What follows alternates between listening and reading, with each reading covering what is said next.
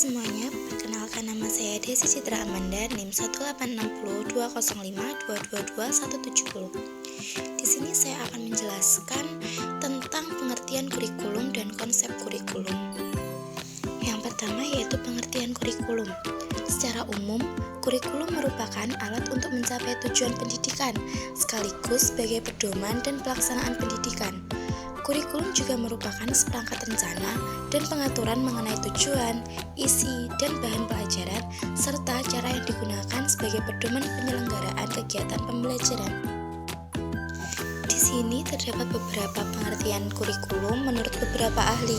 Yang pertama yaitu menurut Robert Zeiss, yang kedua menurut Seller and Miller, dan yang ketiga menurut Taylor.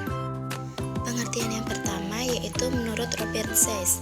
Menurut Zeiss, kurikulum bukan hanya merupakan rencana tertulis bagi pengajaran, melainkan sesuatu yang fungsional yang memberikan pedoman dan mengatur lingkungan dan kegiatan yang berlangsung di dalam kelas. Rencana tertulis merupakan dokumen kurikulum, sedangkan kegiatan yang berlangsung di kelas merupakan kurikulum fungsional. Pengertian yang kedua yaitu menurut Seller and Miller. Kurikulum sebagai rangkaian interaksi sadar yang bersifat eksplisit maupun implisit yang didesain untuk memfasilitasi belajar siswa dan perkembangan siswa serta untuk memberikan arti pada pengalaman. Pengertian yang ketiga yaitu menurut Taylor. Kurikulum adalah isi pendidikan, daftar mata pelajaran atau mata kuliah, pengalaman pendidikan, daftar mata pelajaran yang harus dipelajari di bidang studi, dan aktivitas belajar yang direncanakan. Selanjutnya kita akan membahas tentang konsep kurikulum. Di sini terdapat 3 konsep kurikulum yang akan dijelaskan. Yang pertama yaitu kurikulum sebagai ide, kurikulum sebagai dokumen atau rencana pelajaran. Yang ketiga yaitu kurikulum sebagai hasil. Konsep kurikulum yang pertama yaitu kurikulum sebagai ide. Kurikulum sebagai ide memiliki arti bahwa kurikulum merupakan sekumpulan ide atau gagasan yang dihasilkan dari sebuah teori dan penelitian di dalam sistem kurikulum pendidikan.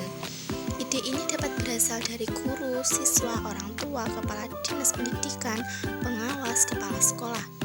Ide yang kemudian akan dijadikan sebagai pedoman dalam pengembangan kurikulum selanjutnya. Ide dari sebuah konsep kurikulum bersifat dinamis atau mengikuti perkembangan zaman, kebutuhan peserta didik, iptek, dan tuntunan dari masyarakat. Untuk konsep kurikulum kedua yaitu kurikulum sebagai dokumen atau rencana pelajaran.